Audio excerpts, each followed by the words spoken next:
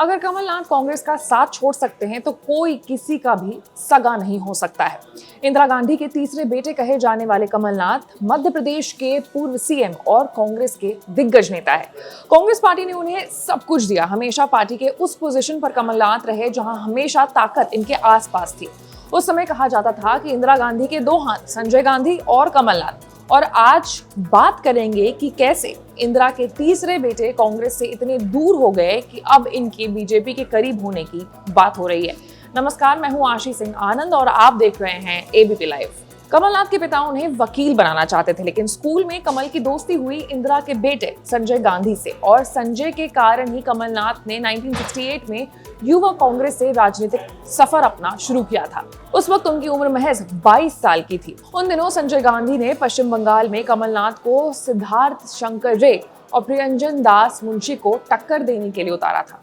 बहुत ही कम समय में कमलनाथ परिवार का एक हिस्सा बन गए। बात है 1977 की, जब इमरजेंसी के बाद कांग्रेस को आम चुनाव में हार का सामना करना पड़ा था। उस वक्त केंद्र में जनता पार्टी की सरकार बनी और इस सरकार ने इंदिरा गांधी और संजय गांधी को परेशान करना शुरू कर दिया था। उस वक्त एक ऐसी घटना हुई जिसके बाद से इंदिरा कमलनाथ को अपना बेटा मानने लगी। दरअसल संजय गांधी को जनता पार्टी की सरकार से तिहाड़ जेल भेज दिया गया था। तब इंदिरा गांधी को संजय गांधी की सुरक्षा को लेकर के बहुत चिंता होती थी। ऐसे में कमलनाथ खुद सामने आए और एक ऐसा प्लान तैयार किया जिसके तहत उन्होंने जानबूझकर जज से वो भिड़ गए, जिसके बाद अवमानना के आरोप में कमलनाथ को भी तिहाड़ जेल भेज दिया गया और जेल में संजय और कमलनाथ साथ साथ रहने लगे। इस घटना के बाद कमलनाथ इंदिरा गांधी के गुड बुक्स में शामिल हो गए थे। इसके बाद मोरारजी देसाई की सरकार में कलह के कारण 1979 में उनकी सरकार गिर गई और कांग्रेस के समर्थन के साथ चौधरी चरण सिंह की सरकार 1979 में बनी और वो प्रधानमंत्री बने, जिसके 5 महीने बाद कांग्रेस ने समर्थन अपना वापस ले लिया और जनवरी 1980 में मिडिल टर्म इलेक्शंस हुए। इस चुनाव में संजय गांधी ने अपनी सभी करीबियों को चुनावी मैदान में उतार दिया था। युवाओं को लोकसभा का टिकट दे दिया था। कानपुर के कमलनाथ ने छिंदवाड़ा से चुनावी मैदान में उतरे और इंदिरा गांधी ने उस वक्त उनके लिए खुद जाकर के प्रचार किया था। वहीं इस सभा में इंदिरा गांधी ने कमलनाथ को राजीव गांधी और संजय गांधी के बाद अपना तीसरा बेटा बताते हुए जनता से अपील की थी। उन्होंने अपने भाषण में कहा था कि मैं नहीं चाहती कि आप लोग कांग्रेस नेता कमलनाथ को वोट दीजिए, मैं चाहती हूँ कि आप मेरे तीसरे बेटे कमलनाथ को वोट दें। इसके बाद कांग्रेस की सियासत और नेहरू परिवार में कमलनाथ की जो हैसियत थी उसका अंदाजा इस बात से लगाया जाने लगा और इसी समय इंदिरा गांधी के दो हाथ संजय गांधी और कमलनाथ, ये कहावत बहुत ज्यादा प्रचलित हो गई।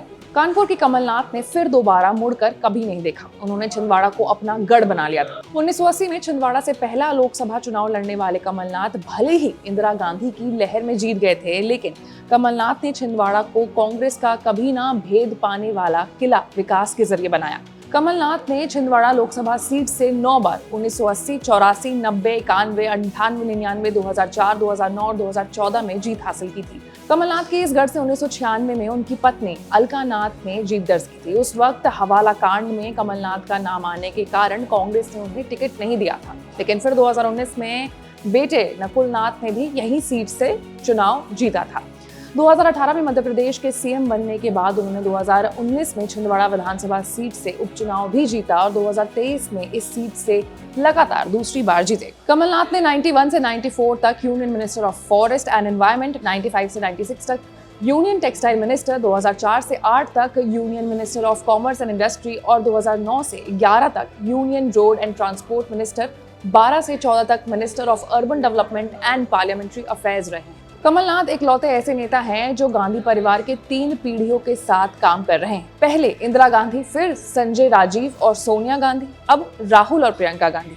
कमलनाथ का राजनीतिक सफर देखकर एक बात तो साफ है कि कांग्रेस में हमेशा कमलनाथ डिसाइडिंग पोजीशन में रहे हैं।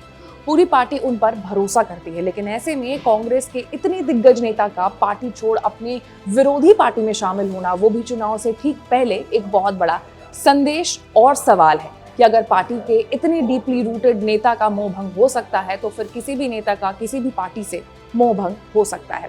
ऐसे तमाम बड़े खबरों से अपडेटेड रहने के लिए आपको एबीपी लाइव को लाइक, सब्सक्राइब एंड शेयर करना होगा। मैं थी आपके साथ आशीष सिंह।